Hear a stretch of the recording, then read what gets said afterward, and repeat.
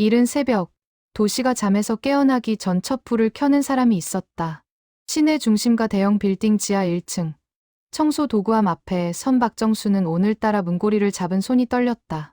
30년을 함께한 이 공간과의 마지막 아침이었다. 오늘로 끝이구나. 그는 깊은 숨을 들이마셨다. 57의 나이, 정년을 3년 앞두고 건강상의 이유로 조기 퇴직을 결정한 것이다. 벽에 걸린 청소 일정표를 바라보던 그의 눈가에 주름이 깊게 패였다. 6시 정각, 박정수는 늘 해왔던 대로 1층 로비부터 청소를 시작했다. 밤사이 쌓인 먼지를 닦아내고 화분에 물을 주고 유리문의 지문을 깨끗이 지웠다. 30년간 매일 반복한 일이었지만 오늘만큼은 하나하나가 특별하게 느껴졌다. 박 선생님, 벌써 오셨어요? 경비실에서 나온 젊은 경비원이 반갑게 인사했다. 박정수는 빙긋 웃으며 고개를 끄덕였다. 말이 많지 않은 그였지만 성실함과 꼼꼼함으로 빌딩의 모든 사람에게 존경받는 사람이었다. 오전 8시, 출근 시간이 되자 빌딩은 활기를 띠기 시작했다. 양복 입은 직장인들이 바쁘게 오가고 엘리베이터마다 사람들로 가득 찼다. 박정수는 한쪽 구석에서 그들을 바라보았다. 30년 동안 수없이 본 풍경이었지만 오늘따라 모든 것이 선명하게 눈에 들어왔다. 박 선생님, 정말 오늘이 마지막이세요? 7층에서 일하는 김 과장이 아쉬운 표정으로 다가왔다. 박정수의 퇴직 소식은 빌딩 전체에 퍼져 있었다. 네, 그렇습니다. 그동안 고마웠습니다. 고맙긴요. 저희가 더 감사하죠. 선생님 덕분에 이 빌딩이 항상 깨끗했어요. 짧은 대화를 나눈 후 박정수는 다시 청소를 이어갔다. 복도를 지나며 그는 문득 30년 전 첫 출근 날을 떠올렸다. 27의 젊은 나이, 가족을 부양해야 한다는 책임감으로 가득했던 그 시절. 화려한 직업은 아니었지만 그는 이 일에 자부심을 가지고 최선을 다했다. 오후 3시, 박정수는 빌딩 뒤편 작은 창고로 향했다. 일반 청소 도구와는 별도로 관리하는 그만의 공간이었다. 문을 열자 30년간 조금씩 모아온 물건들이 빼곡히 쌓여 있었다. 플라스틱 병뚜껑, 깨진 유리 조각, 구겨진 캔, 버려진 종이 조각들. 대부분의 사람들에게는 그저 쓰레기에 불과한 것들이었다. 하지만 박정수의 눈에는 달리 보였다. 각각의 조각이 가진 색깔, 질감, 형태가 그에게는 특별한 의미였다. 이제 정리해야겠군. 그는 천천히 물건들을 분류하기 시작했다. 색깔별로, 재질별로, 크기별로. 30년의 세월이 만들어낸 방대한 컬렉션이었다. 손에 잡히는 하나하나가 추억이었다. 어느 날의 비 오는 아침, 어느 계절의 따스한 오후. 그 모든 시간이 이 작은 조각들에 담겨 있었다. 오후 5시, 빌딩 1층 로비에는 예상치 못한 광경이 펼쳐졌다. 빌딩 관리소장을 비롯한 직원들이 모여들었고 간단한 퇴직식이 준비되어 있었다. 박정수 선생님, 30년간 정말 수고 많으셨습니다. 관리소장의 감사 인사가 이어졌다. 박정수는 어색하게 서 있었다. 주목받는 것이 익숙하지 않은 그였다. 선생님, 작은 선물이지만 받아주세요. 동료들이 정성껏 준비한 선물과 꽃다발이 전해졌다. 박정수는 떨리는 손으로 그것들을 받았다. 감사합니다. 정말 감사합니다. 그의 목소리가 잠시 멈췄다. 30해의 시간이 주마등처럼 스쳐 지나갔다. 추운 겨울날도, 더운 여름날도, 명절도 주말도 없이 이곳을 지켜온 시간들. 선생님, 혹시 퇴직 후 계획이 있으세요? 누군가 물었다. 박정수는 잠시 생각하다 조용히 대답했다. 그동안 못한 일을 하려고 합니다. 사람들은 그 말의 의미를 정확히 알지 못했다. 하지만 박정수의 눈빛에는 묘한 결심이 담겨 있었다. 30년간 준비해온 무언가를 이제 세상에 보여줄 때가 온 것이다. 저녁 7시, 박정수는 마지막으로 빌딩을 한 바퀴 돌았다. 1층부터 15층까지 자신이 매일 청소했던 모든 공간을 천천히 걸었다. 각 층의 복도, 화장실, 계단, 구석구석이 그에게는 익숙한 집과 같았다. 안녕, 고마웠어. 그는 빌딩의 벽을 쓰다듬으며 작별 인사를 건넸다. 그리고 지하 창고로 내려가 30년간 모아온 물건들을 큰 상자에 담기 시작했다. 생각보다 많은 양이었다. 상자 5개가 가득 찼다. 밤 9시, 박정수는 마지막 상자를 트럭에 싣고 빌딩을 나섰다. 뒤돌아본 빌딩은 여전히 환하게 빛나고 있었다. 내일부터는 다른 누군가가 이곳을 청소할 것이다. 하지만 30년의 세월은 쉽게 지워지지 않을 것이다. 집으로 향하는 차 안에서 박정수는 창밖을 바라보았다. 도시의 불빛들이 반짝였다. 그의 마음속에서도 무언가가 반짝이기 시작했다. 30년간 꿈꿔온 일. 이제 시작할 때가 온 것이다. 박정수의 집은 도심에서 1시간 거리의 조용한 주택가에 있었다. 30평 남짓한 작은 집이었지만 30년을 함께한 가족의 보금자리였다. 대문을 열고 들어서자 아내 김순이가 반갑게 맞이했다. 여보, 오늘 퇴직식 어땠어요? 응, 괜찮았어. 사람들이 많이 와줬어. 박정수는 트럭에서 상자들을 내리기 시작했다. 김순이는 의아한 표정으로 물었다. 이게 뭐예요? 이렇게 많이? 30년 동안 모은 거야. 이제 쓸 데가 있어서. 김순이는 상자를 열어보다가 놀란 표정을 지었다. 각종 쓰레기들이 가득 담겨 있었다. 하지만 그녀는 남편의 선택을 존중하는 사람이었다. 30년 결혼 생활 동안 그가 무언가 특별한 일을 하고 있다는 것을 어렴풋이 알고 있었다. 차고에 보관할게요.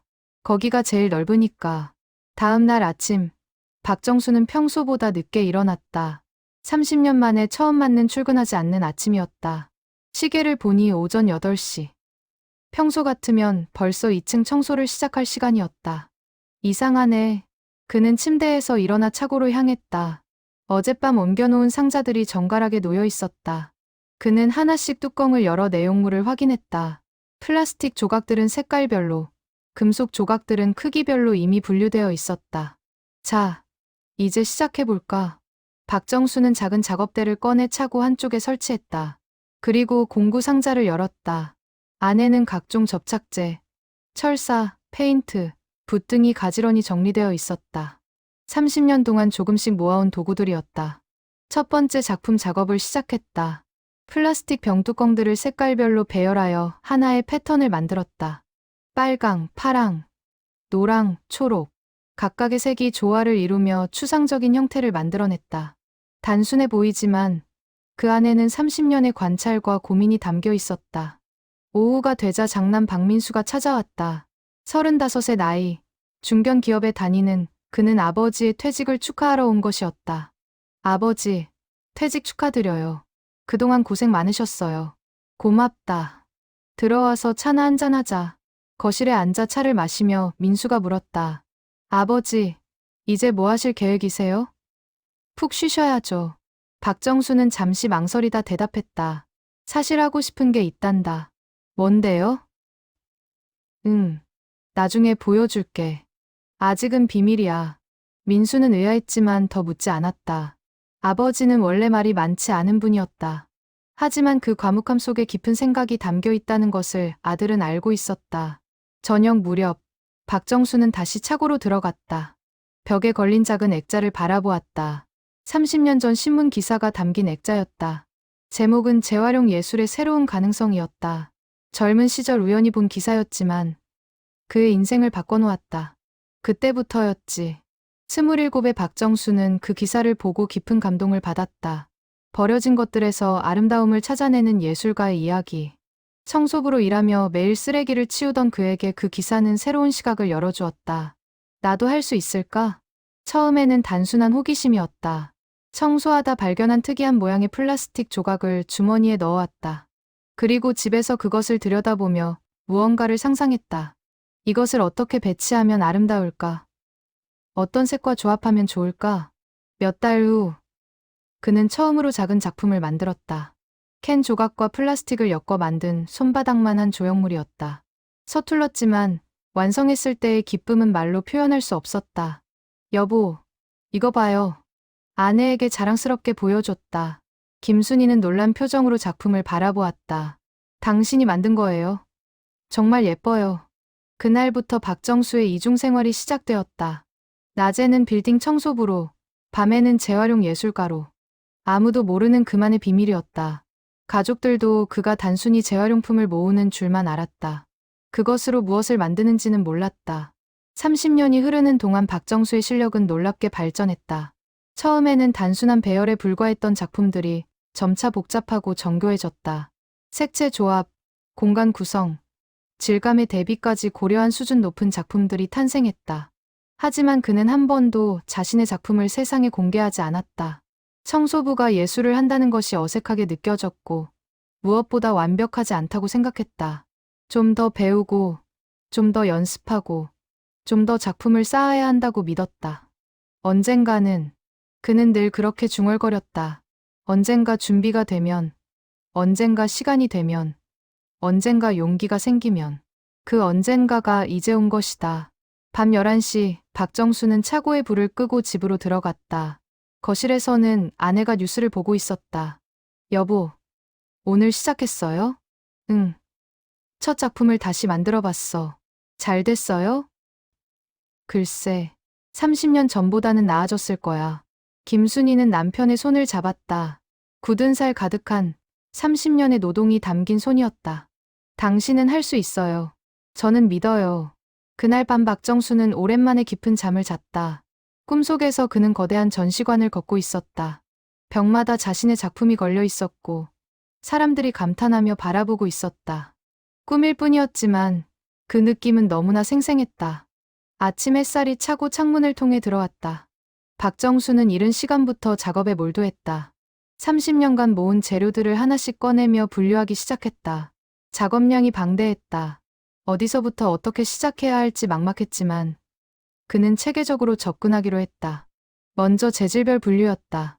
플라스틱, 유리, 금속, 종이, 천 조각.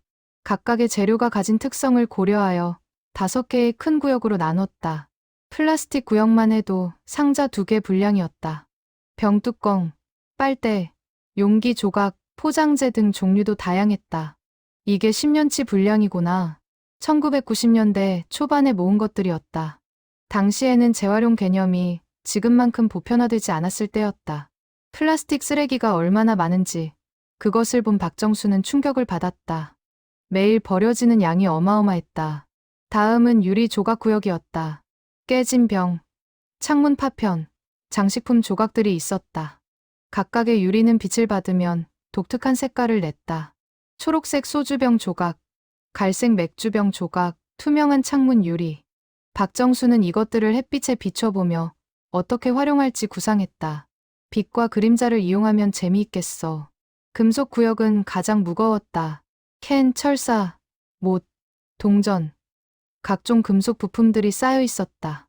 녹슨 것도 있고 반짝이는 것도 있었다. 박정수는 녹의 색깔조차 예술의 일부로 봤다. 시간이 만들어낸 자연스러운 질감이었다. 오전 내내 분류 작업을 하다 보니 전체적인 윤곽이 잡혔다. 박정수는 노트를 꺼내 계획을 세우기 시작했다. 30년의 컬렉션으로 무엇을 만들 것인가? 하나의 큰 작품. 아니면 여러 개의 작품 시리즈? 주제가 필요해. 그는 펜을 들고 생각에 잠겼다. 30년 동안 청소부로 일하며 느낀 것들. 버려지는 것들에 대한 안타까움. 그것들의 가치를 다시 발견하는 기쁨. 환경에 대한 걱정. 그리고 평범한 사람도 할 수 있다는 희망. 그래. 시간과 변화를 주제로 하자. 첫 번째 시리즈는 10년의 기록으로 정했다. 1990년대, 2000년대, 2010년대 각 시대별로 모은 재료들을 활용해 그 시대의 특징을 표현하는 것이었다. 소비 패턴의 변화, 재활용 인식의 변화, 사회의 변화를 담아내기로 했다. 점심시간, 김순희가 차고로 식사를 가져왔다. 여보, 너무 무리하지 마세요. 천천히 해도 돼요. 걱정 마. 재미있어. 오히려 시간 가는 줄 모르겠어. 작품이 몇 개나 나올 것 같아요? 박정수는 잠시 계산해봤다. 최소 50개는 나올 거야. 크고 작은 것 합치면 더 많을 수도 있고. 김순희는 놀란 표정을 지었다. 50개의 작품이라니. 30년의 세월이 만들어낸 결과였다. 오후부터는 본격적으로 첫 작품에 착수했다. 1990년대를 대표하는 작품이었다. 당시에 모은 플라스틱 병뚜껑들을 활용하기로 했다. 대부분 원색이었다. 빨강, 파랑, 노랑, 초록. 당시에 화려하고 다소 거친 소비 문화를 보여주는 색깔들이었다. 박정수는 90cm, 90cm 크기의 캔버스를 준비했다. 그리고 병뚜껑들을 하나씩 배치하기 시작했다. 무작위로 보이지만 실은 치밀한 계산이 들어간 배치였다. 색의 대비, 크기의 조화, 전체적인 균형을 고려했다. 이 빨간 뚜껑은 여기 하나하나 접착제로 붙여나갔다. 손이 익숙하게 움직였다. 30년간 수백 번 연습한 동작이었다. 3시간이 지나자 작품의 윤곽이 드러났다. 수백 개의 병뚜껑이 모여 하나의 패턴을 만들었다. 멀리서 보면 추상화 같았고 가까이서 보면 개별 뚜껑의 디테일이 살아났다. 좋아. 이 느낌이야. 저녁 무렵 딸 박미라가 남편, 손자와 함께 방문했다. 33세 미라는 초등학교 교사였다. 7살 손자 준호는 할아버지를 보자 달려왔다. 할아버지, 보고 싶었어요. 그래. 우리 준호. 할아버지도 보고 싶었단다. 박정수는 손자를 안아 올렸다. 준호가 차고 쪽을 가리키며 물었다. 할아버지, 저기서 뭐해요? 응. 할아버지가 좋아하는 일을 하지. 나도 보고 싶어요. 박정수는 잠시 망설이다 고개를 저었다. 아직은 안 돼. 조금 더 기다려야 해. 다 만들면 보여줄게. 준호는 아쉬워했지만 고개를 끄덕였다. 가족들과 저녁을 먹으며 박정수는 행복했다. 30년을 일하며 이 가족을 지켜왔다. 그리고 이제 자신의 꿈을 실현할 시간이 생겼다. 밤 10시, 가족들이 돌아간 후 박정수는 다시 차고로 갔다. 오늘 완성한 작품을 바라보았다. 조명을 비추자 병뚜껑들이 각각 다른 그림자를 만들어냈다. 평면이었지만 입체적으로 느껴지는 효과였다. 제목은 뭐가 좋을까? 고민하다가 노트에 적었다. 1990 화려한 시작. 30년 여정의 첫 작품에 어울리는 제목이었다. 다음 날부터 박정수는 매일 8시간씩 작업했다. 규칙적인 생활 패턴을 유지했다. 아침 7시 기상, 8시부터 12시까지 작업. 점심 후 휴식. 오후 2시부터 6시까지 작업.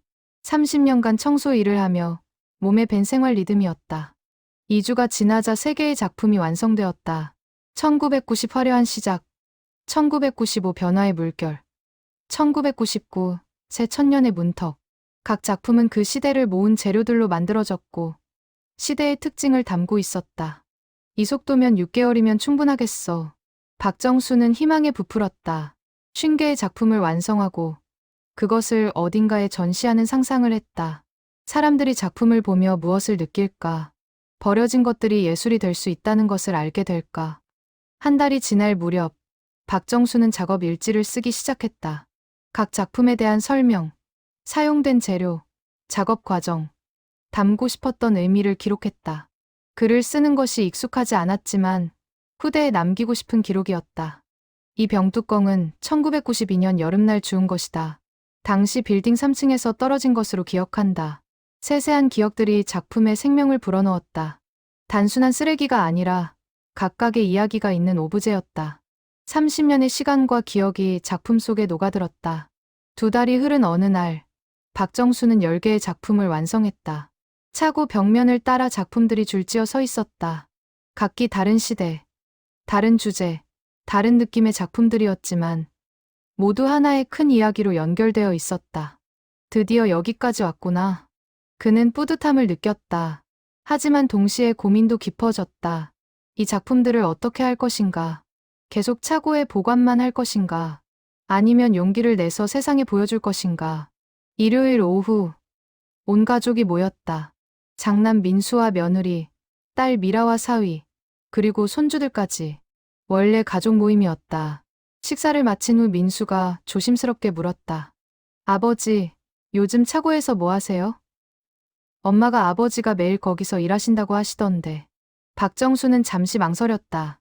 30년간 숨겨온 비밀을 이제 가족에게 말할 때가 온 것 같았다. 보여줄까 한다. 다들 차고로 와봐라.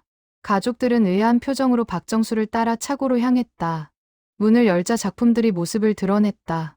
조명을 받아 빛나는 재활용 예술 작품들. 가족들은 말을 잃었다. 이게 아버지가 만드신 거예요? 민수가 믿을 수 없다는 표정으로 물었다. 박정수는 고개를 끄덕였다. 30년 동안 조금씩 준비한 거다. 미라는 작품 하나에 다가가 자세히 들여다봤다. 수백 개의 플라스틱 조각이 정교하게 배열되어 있었다. 가까이서 보면 쓰레기였지만 멀리서 보면 하나의 예술 작품이었다. 아버지, 이거 정말 대단한데요. 전문 예술가 작품 같아요. 며느리도 감탄하며 말했다. 장인어른, 정말 몰랐어요. 이런 재능이 있으신 줄. 준호는 할아버지 손을 잡고 물었다. 할아버지, 이거 쓰레기로 만든 거예요? 그래. 우리 준호. 버려진 것들도 이렇게 예쁘게 변할 수 있단다. 가족들은 한참 동안 작품들을 감상했다. 각자 다른 작품 앞에 서서 자세히 살펴봤다. 박정수는 하나하나 설명해줬다. 어떤 재료를 사용했는지, 어떤 의미를 담았는지, 얼마나 오래 작업했는지. 이 작품은 2000년대 초반 재료들로 만든 거야. IT 시대의 시작을 표현하고 싶었어. 보면 CD 조각들이 많이 들어갔지? 민수는 아버지를 새로운 시각으로 바라봤다. 평생 청소부로 일하며 묵묵히 가족을 부양해온 아버지. 그 속에 이런 예술적 재능과 열정이 숨어 있었다는 것이 놀라웠다. 아버지, 이거 어디 전시하실 생각은 없으세요? 박정수는 고개를 저었다. 아니, 그냥 취미로 한 거야. 전시는 무리지. 하지만 미라는 생각이 달랐다. 초등학교 교사로서 그녀는 이 작품들의 교육적 가치를 알아봤다. 아버지, 이거 학교 아이들한테 보여주면 정말 좋을 것 같아요. 환경 교육에도 도움이 되고 예술 교육에도 의미가 있어요. 그래? 하지만 일단 제가 학교 선생님들한테 이야기해 볼게요. 아버지 작품 사진 좀 찍어도 될까요? 박정수는 망설이다 허락했다. 미라는 스마트폰으로 작품들을 정성껏 촬영했다. 각도를 바꿔가며 조명을 조절하며 최고의 사진을 얻으려 노력했다. 저녁 무렵 가족들이 돌아가면서 모두 격려의 말을 남겼다. 아버지, 정말 자랑스러워요. 계속 작업하세요. 장인어른, 응원하겠습니다. 멋진 작품 기대할게요. 그날 밤 박정수는 아내와 차를 마시며 대화를 나눴다. 오늘 애들이 좋아하더군. 당연하죠. 당신이 이렇게 대단한 일을 했는데 저도 몰랐어요. 이 정도일 줄은. 과찬이야. 아직 부족한 게 많아. 아니에요. 충분히 훌륭해요. 이제 사람들한테 보여줘야 해요. 김순희는 남편의 손을 잡았다. 30년을 기다렸잖아요. 이제 세상에 나갈 때가 된 거예요. 다음 날, 미라가 전화를 걸어왔다. 아버지, 학교 교감 선생님한테 사진 보여드렸는데 너무 좋아하세요. 우리 학교에서 작은 전시회를 열면 어떻겠냐고 하시는데요. 전시회? 네. 학교 1층 복도 벽면을 활용해서요. 한 달 정도 전시하는 거예요. 아이들한테 환경의 중요성도 가르치고 예술도 보여주고 일석이조잖아요. 박정수는 긴장되었다. 처음으로 자신의 작품을 공개적으로 전시하게 되는 것이었다. 그래도 될까? 내 작품이 그 정도 수준인지 모르겠구나. 아버지, 충분해요. 제가 봤는데 정말 훌륭해요. 아이들도 분명 좋아할 거예요. 일주일 후, 박정수는 완성된 작품 15개를 선별했다. 학교 전시에 적합한 크기와 주제의 작품들이었다. 각 작품마다 간단한 설명문도 준비했다. 작품 제목 2005년의 기억 재료 플라스틱 병뚜껑, 음료수 캔 조각, 제작 기간 2개월 작가의 말 버려진 것들도 새로운 가치를 가질 수 있습니다. 전시 준비를 하면서 박정수는 떨렸다. 30년 만에 처음으로 자신의 작품을 남들에게 보여주는 것이었다. 과연 사람들이 좋아할까? 쓰레기로 만든 작품이라고 비웃지는 않을까? 괜찮을 거야. 아내가 격려했다. 당신의 정성이 담긴 작품이에요. 사람들이 느낄 거예요.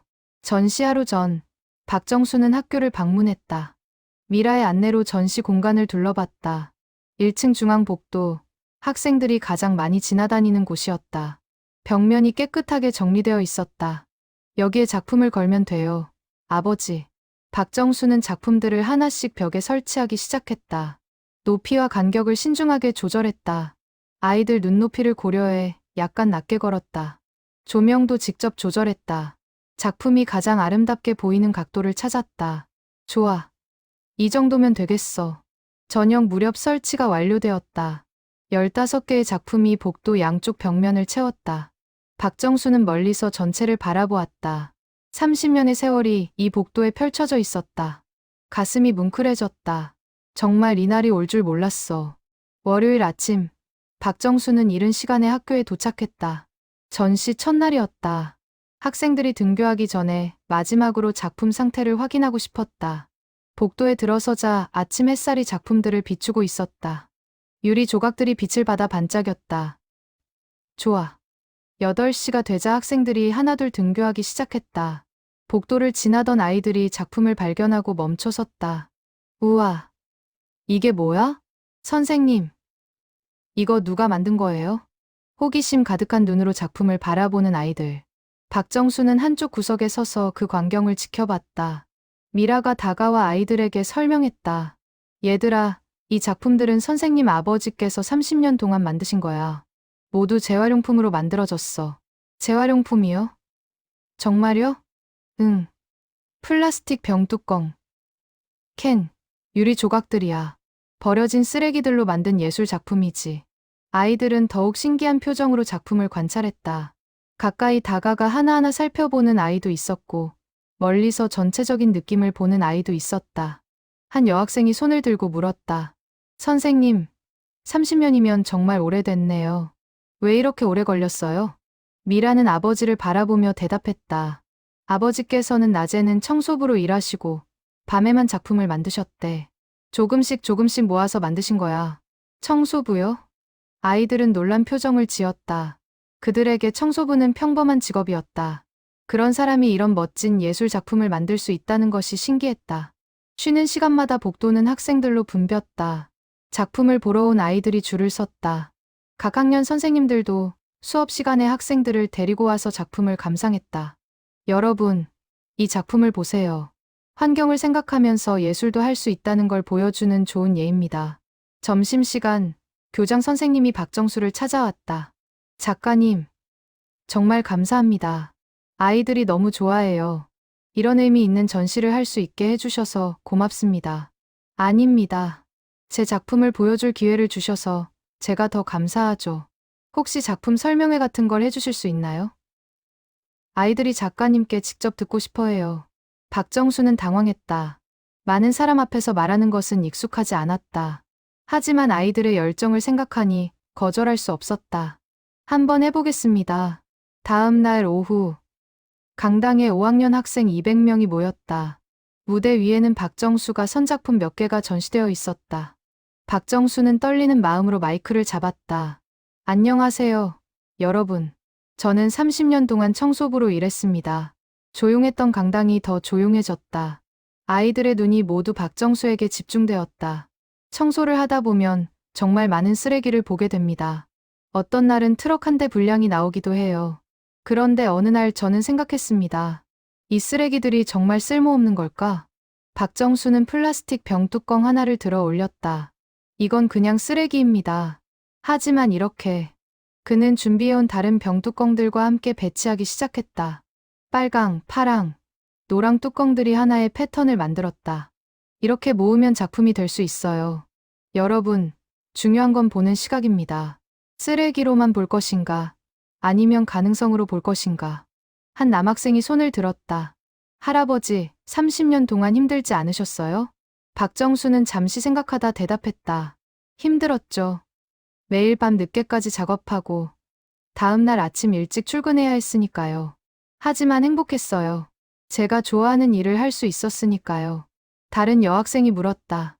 왜 혼자 하셨어요? 다른 사람들한테 보여주지 않으셨나요? 부끄러웠어요. 청소부가 예술을 한다는 게 이상하게 느껴졌어요. 그래서 계속 혼자 했죠. 하지만 이제는 알았어요. 직업이 뭐든, 나이가 얼마든 꿈을 이룰 수 있다는 거요. 아이들은 큰 박수를 쳤다. 박정수는 뭉클했다. 30년 만에 처음 받는 갈채였다. 설명회 후 여러 학생이 개별적으로 찾아와 질문했다. 어떻게 시작했는지, 어떤 재료가 좋은지, 자신들도 할 수 있는지. 박정수는 정성껏 답변했다. 물론 할 수 있어요. 여러분도 주변에서 버려진 것들을 모아보세요. 그리고 상상력을 발휘하면 됩니다. 중요한 건 포기하지 않는 거예요. 한 주가 지나자 전시는 학교를 넘어 지역 사회로 알려지기 시작했다. 학부모들이 작품을 보러 왔고 지역 신문에서 취재 요청이 들어왔다. 30년 청소부 생활, 쓰레기를 예술로 승화시키다. 신문 기사가 나가자 반응이 뜨거웠다. 사람들은 박정수의 이야기에 감동했다. 평범한 직업, 평범한 사람이 이룬 비범한 성취였다. 지역 도서관장이 학교를 방문했다. 박정수 선생님, 제가 김영수라고 합니다. 시립도서관장입니다. 아, 네. 안녕하세요. 선생님의 작품을 신문에서 봤습니다. 정말 감동적이더군요. 혹시 우리 도서관에서 전시를 하실 의향이 있으신가요? 박정수는 놀랐다. 도서관 전시라니. 학교보다 훨씬 많은 사람이 볼 것이다. 저야 좋지만 제 작품이 그 정도인지 모르겠습니다. 충분합니다. 아니, 충분한 정도가 아니라 훌륭합니다. 우리 도서관은 지역 문화 공간으로서 이런 의미 있는 전시를 환영합니다. 김영수 관장은 진지했다. 게다가 환경 교육적 가치도 큽니다. 요즘 재활용과 환경 보호가 중요한 이슈잖아요. 선생님의 작품은 그 메시지를 예술로 전달합니다. 박정수는 아내와 상의한 후 제안을 받아들이기로 했다. 한 달 후 도서관 전시가 확정되었다. 이번에는 학교 전시보다 더 많은 작품이 필요했다. 박정수는 남은 작품들을 완성하기 위해 작업 속도를 높였다. 이제 정말 시작이구나. 그는 차고에서 밤늦게까지 작업했다. 피곤했지만 즐거웠다. 30년을 기다린 순간이 드디어 온 것이다. 도서관 전시를 한 달 앞두고 박정수는 바쁜 나날을 보냈다. 기존 작품 15개에 새로운 작품 20개를 추가로 완성해야 했다. 총 35개의 작품으로 구성되는 대규모 전시였다. 매일 아침 7시에 일어나 차고로 향했다. 작업대 앞에 앉아 하루 종일 작품에 몰두했다. 점심과 저녁을 제외하고는 거의 쉬지 않았다. 30년 청소일로 단련된 체력이 도움이 되었다. 이 작품은 2010년대를 주제로 하자 스마트폰 시대의 특징을 담기로 했다. 버려진 이어폰 줄, 충전 케이블, 휴대폰 케이스 조각들을 모았다. 기술의 발전이 만들어낸 새로운 종류의 쓰레기들이었다. 김순희는 남편의 작업을 돕기 시작했다. 재료 정리, 청소, 간단한 준비 작업을 맡았다. 여보, 이 파란색 조각들 크기별로 분류해 줄 수 있어요? 그럼요. 제가 할게요. 부부가 함께 작업하니 속도가 빨라졌다. 그리고 대화도 늘었다. 30년 결혼 생활 중 가장 많은 시간을 함께 보냈다. 당신, 이 작품 제목은 뭐가 좋을까요? 글쎄, 연결된 세상은 어때요? 스마트폰으로 모두가 연결되는 시대니까. 좋네. 그렇게 하자. 2주가 지나자 새로운 작품 10개가 완성되었다. 박정수는 만족스러웠다. 각 작품이 독특한 개성을 가지면서도 전체적으로 하나의 이야기를 이루었다. 어느 날 오후, 장남 민수가 동생 미라와 함께 찾아왔다. 그들은 박정수에게 제안이 있었다. 아버지, 우리가 전시 홍보를 도와드리고 싶어요. 민수는 회사에서 마케팅을 담당했다. 미라는 SNS에 능숙했다. SNS에 아버지 작품을 올리고 전시 소식을 알리면 더 많은 사람이 올 거예요. 박정수는 SNS가 무엇인지 잘 몰랐지만 자녀들의 도움을 받아들이기로 했다. 알아서 해봐라. 아빠는 그런 건 잘 모르니까. 다음 날부터 민수와 미라는 작품 사진을 촬영하고 편집했다. 조명과 각도를 조절해 가장 아름다운 모습을 담았다. 그리고 간단한 설명과 함께 온라인에 게시했다. 30년 청소부의 비밀 프로젝트. 쓰레기가 예술이 되다. 반응은 즉각적이었다. 공유가 이어지고 댓글이 달렸다. 정말 감동적이네요. 이런 분이 우리 사회의 진짜 예술가입니다. 꼭 가서 보고 싶어요. 일주일 만에 게시물 조회수가 10만을 넘었다. 박정수는 놀랐다. 이렇게 많은 사람이 관심을 가져줄 줄 몰랐어. 도서관 관장 김영수도 연락을 해왔다. 선생님, SNS 반응이 대단하더군요. 전시회 오픈날 사람이 많이 올 것 같습니다. 준비를 철저히 해야겠어요. 전시 2주 전, 박정수는 도서관을 방문해 전시 공간을 확인했다. 도서관 2층 전체가 전시 공간으로 배정되어 있었다. 넓은 홀에 조명이 설치되어 있고 벽면마다 작품을 걸 수 있는 장치가 준비되어 있었다. 이렇게 큰 공간에서 전시하다니 박정수는 가슴이 두근거렸다. 30년 만에 꿈이 현실이 되고 있었다. 도서관 직원들과 함께 전시 배치를 논의했다. 어떤 작품을 어디에 배치할 것인가, 동선을 어떻게 만들 것인가, 조명은 어떻게 조절할 것인가. 이 작품은 입구에 배치하면 좋겠습니다. 첫인상이 중요하니까요. 이 시리즈 작품들은 한쪽 벽에 연속으로 걸면 이야기가 이어지는 효과가 있을 거예요. 세심한 계획이 수립되었다. 박정수는 각 작품마다 설명문도 준비했다. 작품의 제목, 제작 연도, 사용된 재료, 담고 싶었던 의미를 짧게 적었다. 전시 일주 전 지역 방송국에서 인터뷰 요청이 들어왔다. 박정수 선생님, 저희가 다큐멘터리로 제작하고 싶습니다. 선생님의 30년 여정을 영상으로 담고 싶어요. 박정수는 망설였다. TV에 나오는 것은 부담스러웠다. 하지만 환경에 대한 메시지를 더 많은 사람에게 전달할 수 있다는 생각에 동의했다. 좋습니다. 하지만 저는 말을 잘 못합니다. 괜찮습니다. 자연스럽게 이야기하시면 됩니다. 촬영팀이 집을 방문했다. 차고에서 작업하는 모습, 재료를 분류하는 모습, 작품을 만드는 과정을 카메라에 담았다. 박정수는 카메라 앞에서 긴장했지만 작품에 대해 이야기할 때는 자연스러웠다. 이 플라스틱 조각은 1998년에 주운 겁니다. 당시 외환위기 때라 쓰레기도 많았죠. 사람들이 힘든 시기였어요. 이 조각을 볼 때마다 그 시절이 생각납니다. 인터뷰어가 물었다. 30년 동안 가장 힘들었던 순간은 언제였나요? 박정수는 잠시 생각했다. 2005년쯤이었을 겁니다. 작품을 계속 만들어야 하나 고민했어요. 아무도 안 보는데 의미가 있나 싶었죠. 하지만 아내가 격려해줬습니다.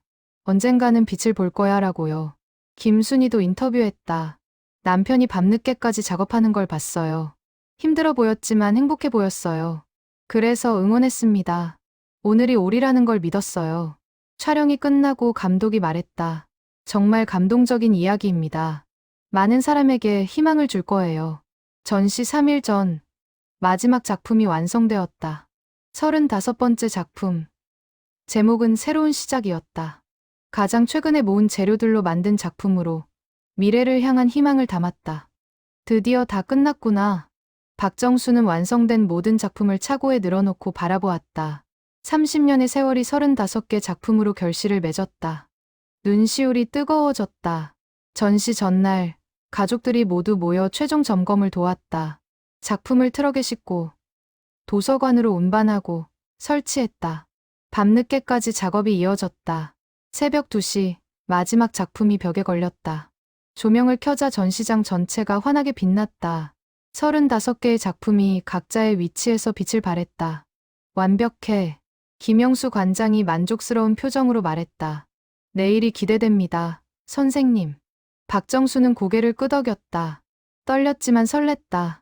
30년을 기다린 순간이 드디어 내일 펼쳐질 것이다. 토요일 오전 10시. 시립도서관 앞에는 이른 시간부터 사람들이 줄을 섰다. SNS를 통해 소문이 퍼지면서 예상보다 훨씬 많은 관람객이 모였다. 젊은 층부터 노년층까지 다양한 연령대의 사람들이었다. 박정수는 도서관 2층 전시장 입구에 서 있었다. 정장을 차려입은 그는 평소와 다른 모습이었지만 여전히 수줍은 표정이었다. 선생님, 긴장되시죠? 김영수 관장이 다가와 물었다. 네, 많이 떨립니다. 괜찮습니다. 선생님의 작품이 말해줄 겁니다. 10시 정각, 도서관 문이 열렸다. 대기하던 관람객들이 2층으로 올라왔다. 첫 번째 작품 1990 화려한 시작 앞에서 사람들이 멈췄다. 와, 정말 병뚜껑으로 만든 거네. 가까이서 보니 더 대단한데? 사람들은 작품을 자세히 관찰했다. 멀리서 볼 때와 가까이서 볼 때의 느낌이 달랐다. 추상적인 패턴이 개별 조각의 집합이라는 것을 발견하는 순간의 놀라움이 있었다. 한 중년 여성이 박정수에게 다가왔다. 작가님이신가요? 네, 그렇습니다. 정말 대단하세요. 30년 동안 이런 일을 하셨다니. 저도 감동받았어요. 감사합니다. 사실 저도 청소 일을 합니다. 병원에서요. 선생님 이야기를 듣고 용기를 얻었어요. 박정수는 그녀의 손을 잡았다. 고생이 많으시죠. 청소는 정말 중요한 일입니다. 자부심을 가지세요. 여성은 눈시울을 붉히며 고개를 끄덕였다. 오전 내내 관람객이 이어졌다. 도서관 측 예상으로는 하루 200명 정도였지만 점심때까지 이미 500명이 넘었다. 전시장은 복잡했지만 질서정연했다. 사람들은 작품 하나하나를 정성껏 감상했다. 한 대학생 그룹이 작품 앞에서 토론하고 있었다. 이거 봐. 2000년대 작품은 CD 조각이 많이 쓰였네. 시대적 특징을 반영한 거야. 맞아. 그리고 색감도 다르잖아. 90년대는 원색이 강한데 2010년대는 좀 더 세련된 색이 많아. 박정수는 그들의 대화를 들으며 뿌듯했다. 자신이 의도한 것을 정확히 이해하고 있었다. 오후 2시, 작가와의 대화 시간이 마련되었다. 50명 정도의 관람객이 전시장 한쪽에 마련된 의자에 앉았다. 박정수는 앞에 나와 마이크를 잡았다. 안녕하세요. 작품을 봐주셔서 감사합니다. 그는 30년의 여정을 이야기하기 시작했다. 어떻게 시작하게 되었는지, 어떤 어려움이 있었는지, 무엇을 표현하고 싶었는지. 저는 특별한 사람이 아닙니다. 평범한 청소부였어요. 하지만 평범한 사람도 꿈을 가질 수 있고 그 꿈을 이룰 수 있다는 걸 보여주고 싶었습니다. 한 청년이 손을 들었다. 작가님, 30년 동안 포기하고 싶은 순간은 없었나요? 많았죠. 특히 초반 10년은 정말 힘들었어요. 실력도 부족하고 아무도 인정해주지 않으니까요. 하지만 작품을 만드는 그 순간만큼은 행복했어요. 그게 계속하게 만들었습니다. 다른 질문이 이어졌다. 환경 문제에 관심을 갖게 된 계기가 있나요? 박정수는 잠시 생각하다 대답했다. 청소를 하다 보니 정말 많은 쓰레기가 나옵니다. 매일 버려지는 양이 엄청나죠. 이걸 보면서 안타까웠어요. 이 중에 재사용할 수 있는 게 많은데 다 버려지니까요. 그래서 적어도 제 작품만큼은 살려보자고 생각했습니다. 대화 시간이 끝나고 많은 사람이 개별적으로 찾아와 이야기를 나눴다. 격려의 말, 감동의 고백, 자신의 꿈 이야기까지 다양했다. 한 할머니가 다가왔다. 저는 80세입니다. 작가님보다 나이가 많죠. 근데 오늘 작품을 보고 생각했어요. 아직 늦지 않았구나. 나도 뭔가 시작할 수 있겠구나. 박정수는 할머니의 손을 잡았다. 물론입니다. 나이는 중요하지 않아요. 시작하는 용기가 중요하죠. 저녁 6시, 도서관 폐관 시간이 되었지만 관람객은 줄어들지 않았다. 결국 1시간 연장 운영하기로 했다. 하루 종일 1200명이 넘는 사람들이 다녀갔다. 도서관 개관 이래 최대 관람객 수였다. 밤 8시, 박정수는 텅 빈 전시장을 혼자 걸었다. 조명만 남은 공간에서 자신의 작품들을 바라보았다. 각 작품이 오늘 하루 많은 사람을 만났다. 그들에게 어떤 의미로 다가갔을까? 고맙다. 그는 작품 하나하나에게 인사했다. 30년 동안 함께한 동반자들이었다. 다음 날 일요일, 더 많은 사람이 찾아왔다. 가족 단위 관람객이 많았다. 부모가 아이들에게 작품을 설명해주는 모습이 보기 좋았다. 얘야, 이거 봐. 쓰레기도 이렇게 예쁜 작품이 될 수 있단다. 와, 진짜네요. 저도 만들어보고 싶어요. 그래. 집에 가서 해보자. 재활용품 모아서 한 초등학생이 스케치북에 작품을 그리고 있었다. 박정수가 다가가 물었다. 그림 그리는 거니? 네. 이 작품이 너무 예뻐서요. 그려서 학교에 가져가려고요. 고맙구나. 열심히 그려봐. 아이는 진지한 표정으로 색연필을 움직였다. 박정수는 그 모습을 보며 미소 지었다. 다음 세대에게 무언가를 전달하고 있다는 느낌이 들었다. 월요일부터 평일에도 관람객이 꾸준히 이어졌다. 학교에서 단체 관람을 오기도 했고, 환경단체에서 방문하기도 했다. 한 환경단체 대표가 박정수를 찾아왔다. 작가님, 저희 단체에서 강연을 부탁드리고 싶습니다. 선생님의 이야기가 환경교육에 큰 도움이 될 것 같아요. 강연이요? 저는 말을 잘 못하는데요. 괜찮습니다. 선생님의 진심이 중요합니다. 작품 이야기만 해주셔도 충분해요. 박정수는 고민 끝에 수락했다. 자신의 이야기가 도움이 된다면 기꺼이 나누고 싶었다. 전시 2주차, 지역 신문뿐 아니라 전국 신문에서도 기사가 나갔다. 30년 청소부의 위대한 예술, 쓰레기를 보물로. 기사는 박정수의 여정을 상세히 다뤘다. 가난한 환경, 청소부라는 직업, 그 속에서도 포기하지 않은 꿈. 많은 사람이 감동했다. 온라인 반응도 뜨거웠다. 박정수의 이야기가 SNS에서 바이럴되었다. 해시태그가 생겼다. 샵 30년이 꿈, 샵 평범한 이대함, 샵 청소부 예술가. 전시 3주차, 방문 인원이 5,000명을 넘었다. 도서관 역사상 가장 성공적인 전시였다. 김영수 관장은 전시 기간 연장을 제안했다. 선생님, 한 달 더 연장하면 어떨까요? 아직도 보러 오고 싶다는 사람이 많아요. 좋습니다. 더 많은 사람이 볼 수 있다면 기쁘죠. 전시 연장 소식이 알려지자 더 많은 사람이 찾아왔다. 이제는 다른 지역에서도 관람객이 왔다. 서울, 부산, 대구 등 전국 각지에서 사람들이 박정수의 작품을 보러 왔다. 한 미술관 큐레이터가 찾아왔다. 박정수 선생님, 저는 국립현대미술관 큐레이터 이지연입니다. 국립현대미술관이요? 박정수는 놀랐다. 국립미술관이라니 상상도 못한 일이었다. 네, 선생님의 작품을 저희 미술관에서 전시하고 싶습니다. 공식 초대전으로요. 저 같은 사람이 그런 곳에 전시할 자격이 있을까요? 이지연은 진지하게 대답했다. 선생님의 작품은 예술적 가치뿐 아니라 사회적 의미도 큽니다. 환경, 지속 가능성, 평범함 속의 위대함. 이 모든 메시지가 현대 미술이 추구하는 방향과 일치합니다. 박정수는 아내와 상의한 후 제안을 받아들였다. 6개월 후 국립현대미술관 전시가 확정되었다. 소식이 알려지자 언론의 관심이 더욱 커졌다. TV 프로그램에서 인터뷰 요청이 쏟아졌다. 박정수는 조심스럽게 몇 개를 선택해 출연했다. 한 인기 토크쇼에 출연했을 때였다. 진행자가 물었다. 선생님, 갑자기 유명해지셨는데 기분이 어떠세요? 솔직히 당황스럽습니다. 저는 그저 제가 좋아하는 일을 했을 뿐인데 이렇게 많은 관심을 받을 줄 몰랐어요. 30년 동안 아무도 몰랐던 일인데 이제는 전국이 알게 됐어요. 숨겨진 이유가 있나요? 박정수는 잠시 생각하다 대답했다. 부끄러웠습니다. 청소부가 예술을 한다는 게 어울리지 않는다고 생각했어요. 사람들이 비웃을까봐 두려웠죠. 하지만 지금은 모두가 존경합니다. 네, 깨달았어요. 직업이 사람을 규정하지 않는다는 것을요. 중요한 건 무엇을 하느냐가 아니라 어떻게 하느냐입니다. 방송 후 반응이 폭발적이었다. 시청률이 높았고 온라인에서 영상이 수백만 번 재생되었다. 박정수는 하룻밤 사이에 전국적인 유명 인사가 되었다. 하지만 유명세는 부담스러웠다. 매일 인터뷰 요청, 강연 요청, 협업 제안이 들어왔다. 박정수는 대부분 거절했다. 작품 활동에 집중하고 싶었다. 저는 예술가이지 연예인이 아닙니다. 작품으로 말하고 싶어요. 그의 겸손한 태도는 오히려 더 많은 존경을 받았다. 전시 2개월째 관람객이 1만 명을 돌파했다.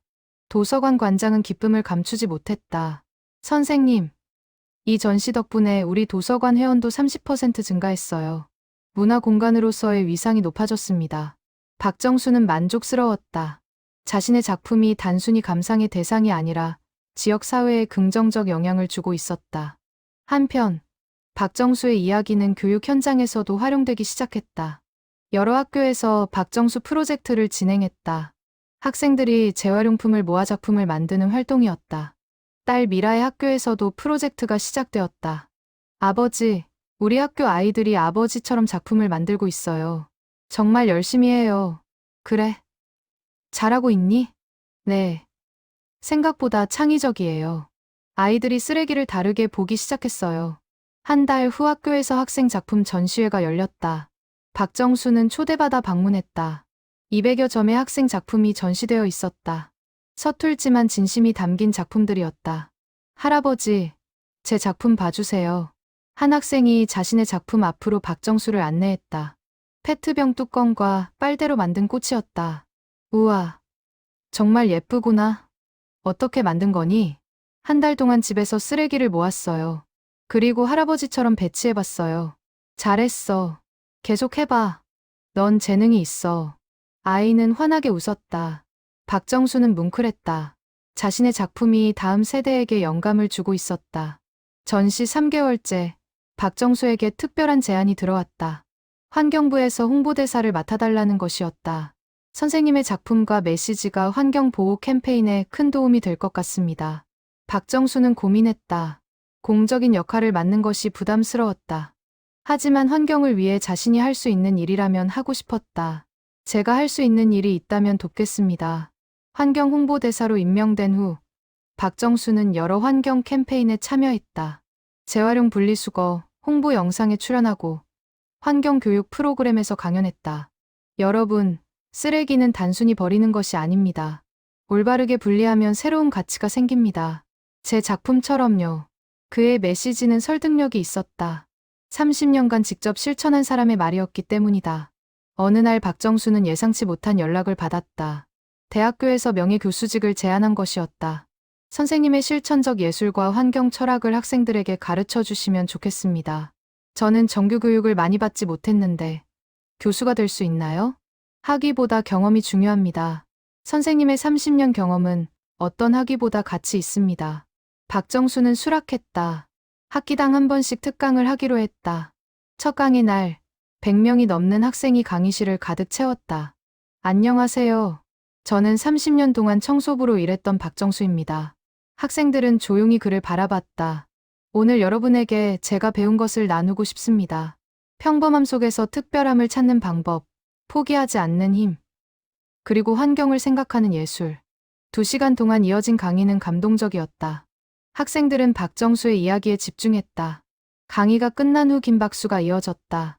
한 학생이 질문했다. 교수님, 지금 후회되는 것은 없으세요? 30년을 숨기고 산 것에 대해서요. 박정수는 고개를 저었다. 후회는 없습니다. 그 시간이 있었기에 지금의 작품이 나왔으니까요. 모든 순간이 필요했습니다. 도서관 전시가 6개월째 접어들 무렵, 박정수는 새로운 구상을 하기 시작했다. 국립현대미술관 전시를 위해 더 많은 작품이 필요했다. 하지만 단순히 개수를 늘리는 것이 아니라 질적으로 더 깊이 있는 작품을 만들고 싶었다. 이번에는 더 큰 주제를 다뤄보자. 그는 노트에 아이디어를 적기 시작했다. 환경 파괴, 기후 변화, 지속 가능성, 미래 세대를 위한 책임. 30년의 경험을 바탕으로 더 강력한 메시지를 전달하고 싶었다. 집착고만으로는 공간이 부족했다. 김영수 도서관장이 도서관 지하창고를 작업실로 제공했다. 선생님, 여기서 작업하세요. 공간도 넓고 조명도 좋습니다. 박정수는 감사했다. 30년 만에 처음으로 제대로 된 작업실을 갖게 되었다. 새로운 작업실에서 첫 작품을 시작했다. 제목은 사라지는 것들. 플라스틱 해양 쓰레기를 주제로 한 대형 설치 작품이었다. 2m, 3m 크기의 패널에 바다에서 발견되는 플라스틱 쓰레기들을 배치했다. 이 작품으로 사람들이 심각성을 느꼈으면 좋겠어.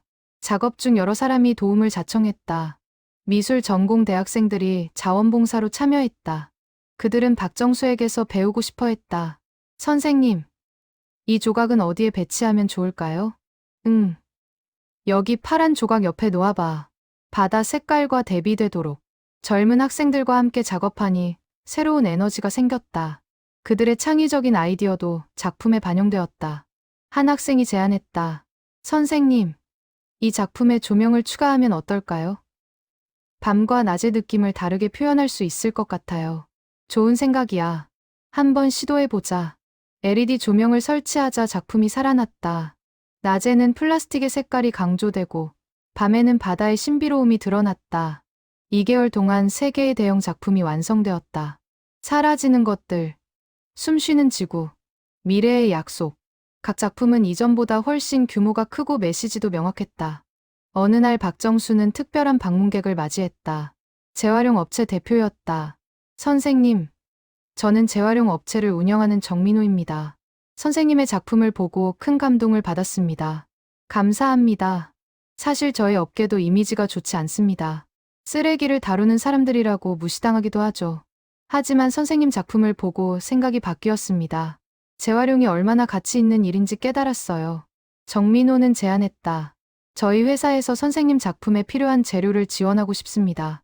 그리고 우리 직원들에게도 교육을 부탁드리고 싶어요. 박정수는 흔쾌히 동의했다. 재활용 업체와 협력은 의미 있는 일이었다. 다음 주부터 박정수는 재활용 업체를 방문해 직원들에게 강연했다.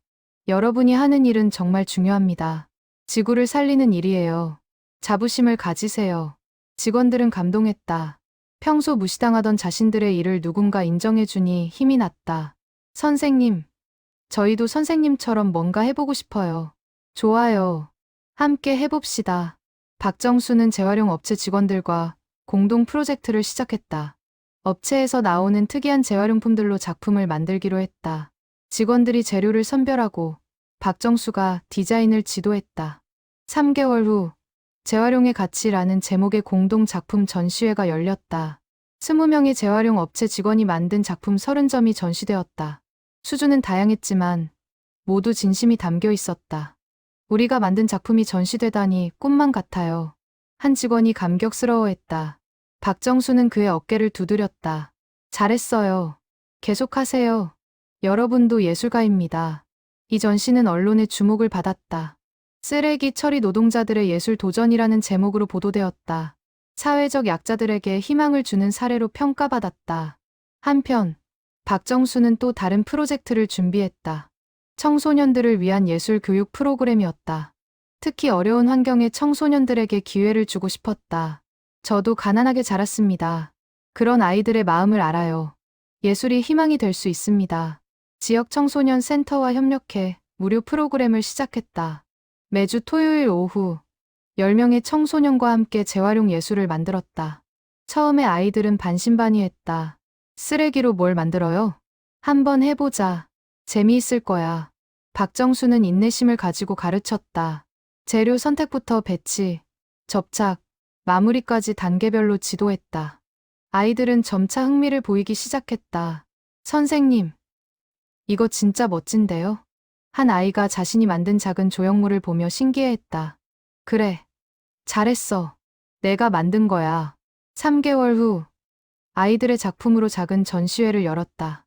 청소년 센터 로비에 30점의 작품이 전시되었다. 부모들이 와서 자녀의 작품을 봤다. 우리 아이가 이런 걸 만들 수 있다니 몰랐어요. 한 어머니가 눈물을 흘렸다. 평소에 자신감이 없었는데 이제 달라졌어요. 무언가를 할 수 있다는 걸 알게 된 것 같아요. 박정수는 보람을 느꼈다. 예술이 단순히 작품을 만드는 것이 아니라 사람을 변화시키는 힘이 있다는 것을 확인했다. 국립현대미술관 전시가 3개월 앞으로 다가왔다. 박정수는 최종 점검에 들어갔다. 총 50점의 작품이 준비되었다. 30년의 컬렉션 35점에 새로 만든 15점을 추가한 것이다. 미술관 큐레이터 이지연이 작업실을 방문해 작품을 검토했다. 완벽합니다, 선생님. 이번 전시는 한국 현대미술사에 기록될 것입니다. 과찬이십니다. 아닙니다. 선생님의 작품은 예술적 가치, 환경적 메시지, 사회적 영향력을 모두 갖추고 있습니다. 진정한 의미의 현대 예술입니다. 전시 제목은 30년의 여정 버려진 것들의 부활로 정해졌다. 포스터도 제작되었다. 박정수의 대표 작품 이미지와 함께 그의 소박한 모습이 담겼다. 드디어 여기까지 왔구나. 박정수는 감회가 깊었다. 27의 젊은 청소부가 꿈꾸던 일이 57세에 이루어지고 있었다. 국립현대미술관 전시 개막일이 다가왔다. 박정수는 긴장과 설렘 속에서 마지막 준비를 했다. 작품 하나하나를 점검하고 설명문을 다시 읽어봤다. 개막 전날, 가족들이 모두 모였다. 장남 민수, 딸 미라, 그리고 손주들까지. 그들은 박정수를 격려했다. 아버지, 정말 자랑스러워요. 이제 온 국민이 아버지 작품을 보게 되는 거잖아요. 고맙다. 너희들의 응원이 있었기에 가능했어. 손자 준호가 물었다. 할아버지, 유명해지면 어떤 기분이에요? 박정수는 손자를 안아 올리며 대답했다. 유명해진 게 중요한 게 아니란다. 내가 하고 싶은 말을 할 수 있게 된 게 중요하지. 환경을 생각하자. 버려진 것에도 가치가 있다. 평범한 사람도 꿈을 이룰 수 있다. 이런 메시지를 전할 수 있어서 기쁘단다. 개막일 아침, 국립현대미술관 앞에는 이른 시간부터 사람들이 모여들었다. 언론 취재진도 많았다. 오전 10시 공식 개막식이 시작되었다. 문화부 장관이 참석해 축사했다. 박정수 작가님은 우리에게 중요한 메시지를 전합니다. 예술은 특별한 사람만의 것이 아니라는 것. 평범한 일상 속에서도 아름다움을 발견할 수 있다는 것. 그리고 환경을 생각하는 것이 곧 미래를 생각하는 것이라는 점입니다. 박정수도 짧은 소감을 밝혔다. 30년 전 청소부로 일하며 작은 꿈을 꾸었습니다. 버려진 것들로 무언가를 만들고 싶다는 꿈. 오늘 이렇게 많은 분 앞에서 그 결과를 보여드리게 되어 영광입니다. 모든 분께 감사드립니다. 전시장 문이 열리자 관람객들이 들어왔다. 첫 번째 작품 1990 화려한 시작부터 마지막 작품 새로운 시작까지 30년의 여정이 펼쳐졌다. 사람들은 감탄하며 작품을 감상했다. 각 작품 앞에서 오래 머물며 세밀하게 관찰했다. 어떤 이는 사진을 찍었고 어떤 이는 메모했다. 한 미술평론가가 박정수에게 다가왔다. 작가님, 정말 대단합니다. 이 작품들은 단순한 재활용 예술을 넘어섭니다. 시대의 기록이자 사회적 메시지이며 개인의 끈기와 열정이 담긴 위대한 성취입니다. 전시 첫 주. 하루 평균 2,000명이 방문했다. 주말에는 5,000명이 넘었다. 국립현대미술관 역대 최고 관람객 수를 기록했다. 언론의 평가도 압도적으로 긍정적이었다. 올해 최고의 전시, 중앙일보. 30년의 인내가 만든 기적, 조선일보. 진정한 현대 예술가의 탄생, 한겨레. 국제적인 관심도 시작되었다. 외국 언론에서 취재 요청이 들어왔다. 뉴욕타임즈, BBC, NHK 등이 박정수의 이야기를 보도했다. South Korean janitor becomes celebrated artist after 30 years of secret work. 해외 미술관에서도 전시 초대가 들어왔다. 일본, 중국, 미국, 유럽의 여러 미술관이 관심을 보였다. 하지만 박정수는 신중했다. 무분별하게 확장하기보다는 의미 있는 전시를 하고 싶었다. 제 나이를 생각하면 앞으로 할 수 있는 일이 제한적입니다. 그래서 더 신중하게 선택하고 싶어요. 전시 2개월째, 박정수는 중요한 결정을 내렸다. 자신의 작품 전체를 지역 사회에 기증하기로 한 것이다. 김영수 도서관장을 찾아가 의사를 밝혔다. 관장님, 제 작품을 도서관에 기증하고 싶습니다. 기증이요? 정말입니까? 네. 이 작품들은 제 것이 아니라 이 지역의 것입니다. 여기서 시작되었고, 여기 사람들의 응원으로 완성되었으니까요. 김영수는 감동했다. 하지만 선생님, 이 작품들의 가치를 생각하면 돈보다 중요한 게 있습니다. 이 작품들이 계속 사람들에게 영감을 주고 환경의 중요성을 알리고 꿈을 포기하지 말라는 메시지를 전할 수 있다면 그것으로 충분합니다. 도서관 이사회는 만장일치로 기증을 받아들였다. 그리고 도서관 3층에 연구 전시관을 만들기로 결정했다. 박정수 재활용 예술관이라는 이름으로. 기증식이 열렸다.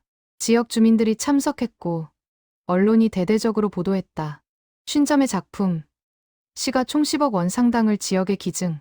박정수는 기증식에서 말했다. 이 작품들이 돈으로 환산되는 게 슬픕니다. 작품의 진짜 가치는 그것이 전하는 메시지에 있습니다. 많은 분이 이 전시관을 방문해 환경을 생각하고 자신의 꿈을 되찾기를 바랍니다. 전시관 개관 후 지역 학교들은 필수 견학 코스로 지정했다. 매년 수천 명의 학생이 방문해 박정수의 작품과 철학을 배웠다. 한 선생님이 학생들에게 설명했다. 여러분, 박정수 작가님은 특별한 교육을 받지 못했어요. 하지만 30년 동안 포기하지 않았죠. 그 결과 이렇게 훌륭한 작품을 남겼습니다. 여러분도 할 수 있어요. 국립현대미술관 전시가 끝날 무렵 박정수는 자서전 출판 제안을 받았다. 처음에는 거절하려 했지만 출판사의 설득으로 마음을 바꿨다.